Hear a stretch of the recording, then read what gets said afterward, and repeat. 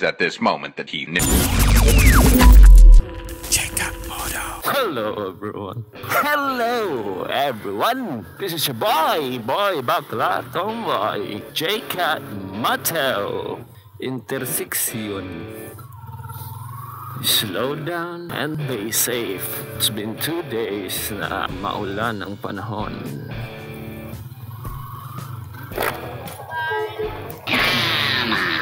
Excuse me? I'm having a party. Excuse me. What happened here? How's my driving? LTFR, LTFRB 24/7 hotline. Oops. I hope everyone is doing okay. It's a Wednesday afternoon, around 5:30 p.m. Ay, nako. Kasi di tayo nakapag-ride kahapon. I'm doing it today. Short ride lang. But I also have something meron akong gagawin sa bye-bye. So, taking it's an opportunity to ride na rin. At makapag-motovlog. As usual, maulan ang panahon ngayon. Let's overtake.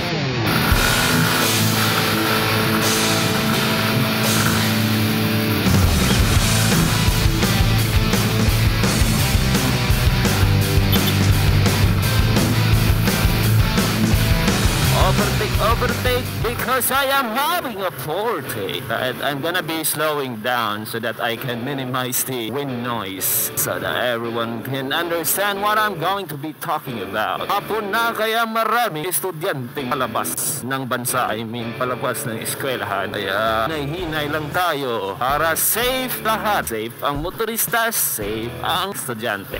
Right? Hindi kabawasan ng pagkalalaki ang takbong chubby. Takbong chubby lang tayo ngayon. It's not necessary to go beyond 60 kilometers per hour. Thankfully, wala nang ulan. Hindi nabasa yung kalsada because if you know me, if you've been following my motovlog since I've started way back February, I'm sure na nakita nyo na yung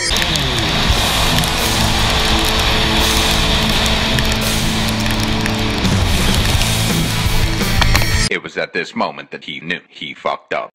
Alam, nahulog ako sa motor. Paulan ang panahon na yon at naging overconfident sa sarili. Naging mitya ng disgrasya na yon. An accident. Nagsupa slide si JCUTMoto ng mga panahon na yon. Well, that's one thing that I really hate about rain. That's why when it rains, I either don't ride or kung mag-ride man, I tend to go slow.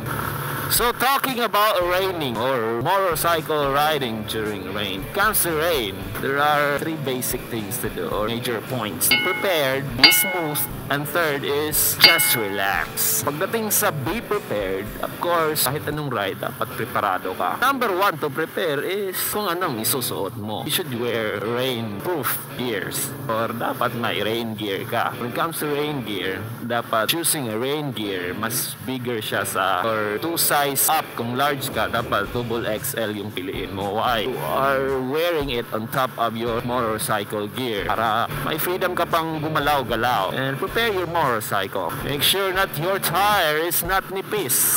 It's not worn out. Make sure that your headlight is properly functioning or if ever kung may all-weather ka na ilaw, mas mabuti kung ganun. Kapag puti yung gamit mo or LED na white, mahirap yung makita sa ulan. So your headlight or rain gear, yung sapatas mo kailangan nakabalot kung gusto mo talagang hindi mabasa yung paa mo. Or if you have rubber shoes like me, hindi basta-bastang nakakalusot ang ulan dito. And then your gloves, you have to wear your gloves para di lamigin yung kamay mo. May surgical gloves, isuot mo muna yung surgical glove tapos saka ka magsuot ng motorcycle glove para in case na mabasa yung motorcycle glove mo, hindi mababasa yung kamay mo. Lalo na pag medyo kalakasan yung ulan. Of course, you have to be physically and mentally prepared too. Pag patungo pa lang ako sa pupuntahan ng lugar, pag maulan, it's either magsusuicide ako sa ulan or hindi. Pero pag pauwi na ako, usually suicide na talaga yan. Since wala naman akong isipin na lakad pa after. Yun lang usually, be prepared. Pag sinabi namang be smooth sa pagmamaneho na yun, pag be smooth, hinay-hinay ka lang. Usually, the first 20 minutes of raining, doon yun madulas yung kalsada because nawawash out mga oil, mga debris. Once kalakasan na ng ulan after 20 minutes, hindi na masyadong madulas yun. So, the first 20 minutes can either go slower than your usual slow pace or park mo muna motor mo sa gilid, silong ka muna para medyo ma-wash out muna yung mga dapat ma-wash out sa kalsada. So, after that, you can go ahead and proceed with your riding even if it's raining. So, kung be smooth, take it slow. Especially when taking your corner. And be smooth in your throttle control. Kung napansin nyo, nakalin na yung bike mo tapos bigla mong pinihit yung accelerator mo, mag-i-skid yung motor mo. That's one of my experiences way back when we were looping nung nandun kami sa Mindanao. I was the pacer back then and then medyo basa yung daan. Pace namin around 60 to 70. Medyo binilisan ko yung cornering ko and I squeezed the throttle habang dumili ko yung motor. Kaya antikan akong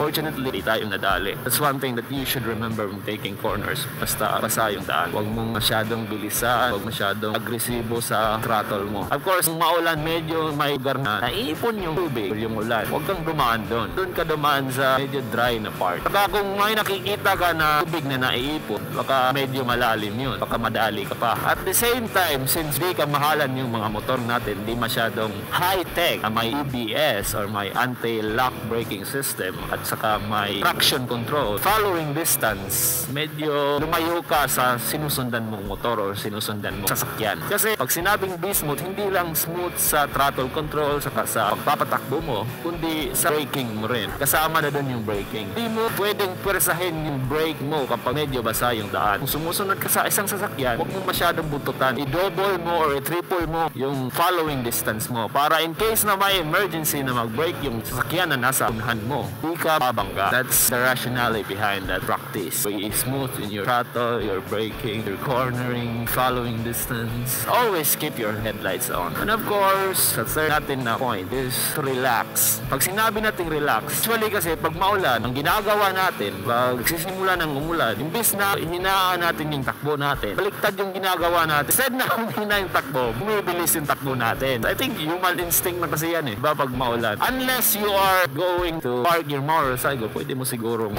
bilisan konti. But if you are going long distance and you think the rain is still going on for a couple of miles, huwag mo nang bilisan. Take it slow. I had to remind yourself na iwasan yung mga pintura sa gitna. That's what I've said in my previous motovlog, my last motovlog to be exact. Be careful with that part. Take it slow and relax. Chill lang. Aabot ka rin naman sa pupuntahan mo kahit maulan. Since you already have your rain gear, pero pag wala kang rain gear, can either stop na lang. Stop and take a break or can go ahead and suicide sa ulan. Pero as what I've said, take it slow, be smooth, relax. Huwag masyadong bilisan. Ay, si Kuya, banking ha. Si Afam, si Kano, dahil banking niya. Wave siya sa daan. What the heck? I can do that too. Alam ka, ulo!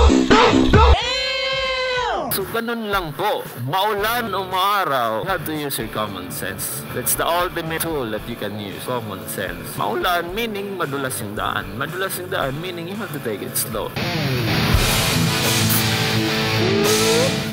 Excuse me. I am having a party.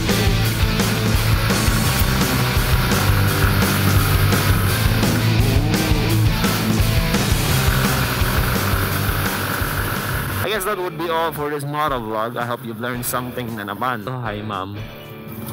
Bakit tingin-tingin ka sa motor ko, ma'am? May pagnanasa ka sa motor ko, ma'am? Huwag naman ganon. Inosente yung motor ko, ma'am. Oy. Alam ka, ulo! Huwag ganon, ma'am. Hey, that would be all. Hindi, nalamingon si ma'am ba? Would be all for this motovlog. Before ending it, I will leave you with this poem. Roses are red, violets are blue. If you're planning to ride in the rain, take it slow, bro. So that's about it. This is your boy, JCUTMoto, saying you bye-bye. Woohoo!